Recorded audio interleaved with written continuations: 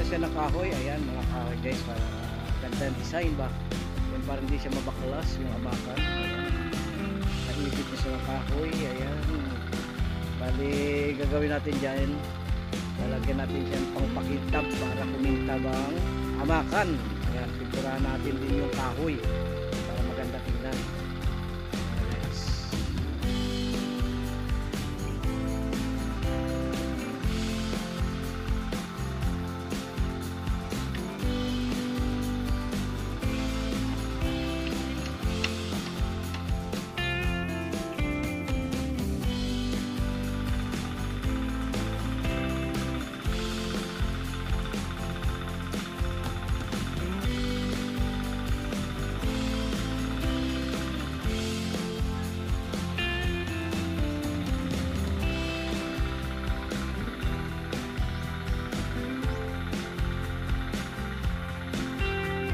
Ayan guys, kunti na lang ang kulang. Ayan, may kunting kahoy pang tatap-tapan natin sa taas.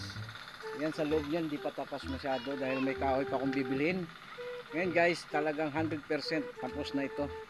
Ayan, ang kulang na lang nito ay pintuan saka flooring. Hindi pala 100%, 75%. Ayan. Kaya guys, habang-habang lang at tayo'y mag-update sa ating pinapagawang bahay kubo dito sa ating malapit sa garden guys. Ayan, malapit sa garden.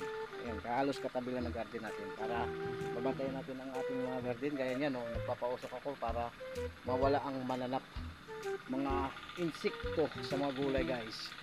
Ayan guys, ayan na yung bahay ko. Ayan, ready na siya guys. Amakan, pintura na lang kulang ito.